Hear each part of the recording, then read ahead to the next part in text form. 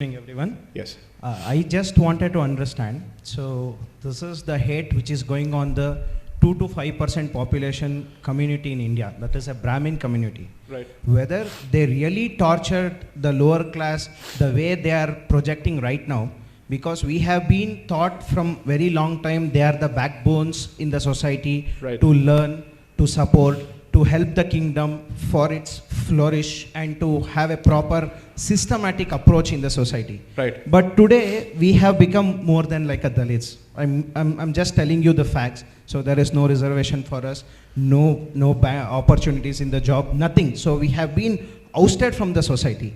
I just wanted to understand whether this all happened after Ambedkar's strong intervention in the caste system, or just he wanted to focus on this aspect. So I just wanted to understand where it all started. So we are the sufferers right now. So Right.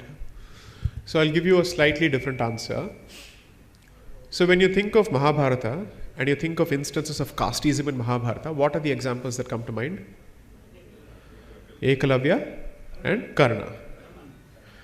Why aren't we told that all the casteist abuses hurled at Dronacharya when he was in the battlefield? He was constantly being told, "Hey Brahmin, get off the chariot. What are you doing here? This is the place of the Kshatriya." The number of times he was constantly attacked for his caste. Those examples never come to the fore. Why? Because it becomes inconvenient to accept that the feeling of exclusivity and supremacy is not unique to any particular group. Everybody was preserving their own turfs. The warrior was protecting his turf. The mercantile community was protecting its turf. The teaching community was protecting its turf. How many instances do you want from Mahabharata where this has happened?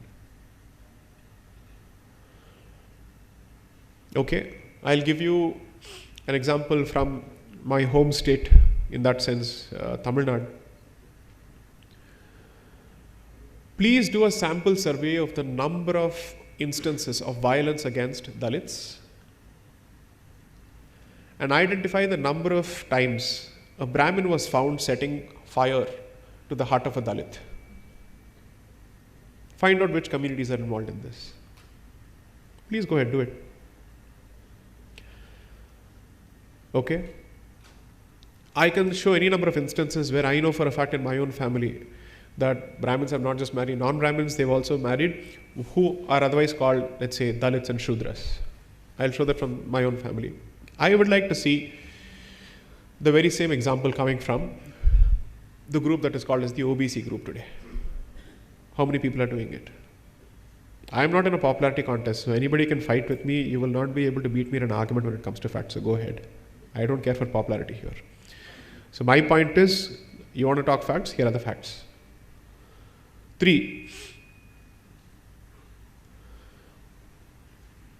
The appropriation of this entire history by one individual is perhaps the problem with the way we understand this history today. And the valorization of one particular individual at the expense of a journey of several thousands of years is unbelievable. An individual who is not qualified from a genetics perspective, or from an archaeological perspective, or a linguistics perspective, is somehow being credited with being the repository of all that is related to the caste literature in this country. How is this possible? Would you accept a lawyer speaking on gynecology unless they have some real training to show? I don't have any training in history, which is why I have to compensate in my books through multiple citations so that I stand on the works of others who are credible. Otherwise, I have really no standing to speak on history as a lay student of history.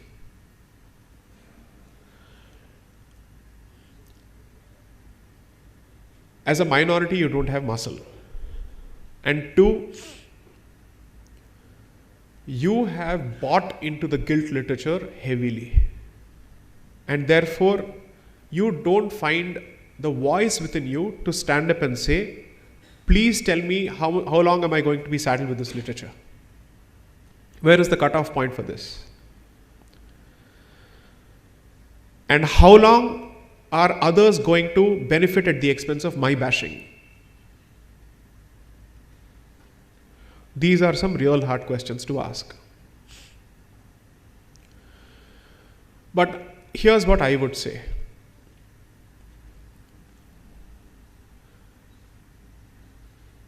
There is also the other reality where Vaidika Brahmins continue to gain or continue to have a lot of respect from the community.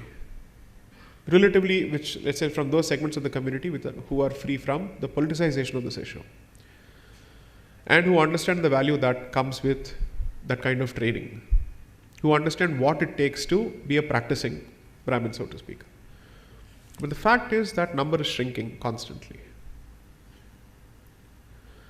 And therefore, I genuinely believe that most of us are free riding on the coattails of the currency of a previous generation without practicing anything. That is equally a reality. If you think of the Brahmin community as the missionary arm of the Hindu society, and there is a sword arm separately, the missionary arm has stopped taking its role seriously. And the day it takes that role seriously, I'm not saying things will change immediately, but people will certainly ask. Because you see, let me also say this. There is an inherent respect in the previous generations because most people were taught by Brahmin teachers at some point. So it calls for some kind of an introspection from our end also, as much as I think that the mirror should be shown to others. But this conversation is so fraught with problems because this dirty linen should not be washed in public. Others will take advantage of it. So it's no more a conversation between members of the same family. There's an outsider constantly waiting to see how can I poach one member of the family. So I think it's not an easy question to answer.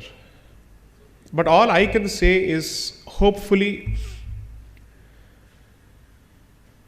our own conduct and our own commitment to our identity is perhaps the beginning of the movement towards an answer. As long as you think of this as an identity which is legal in nature as opposed to a practicing identity, you may continue to find yourself in this position. Next.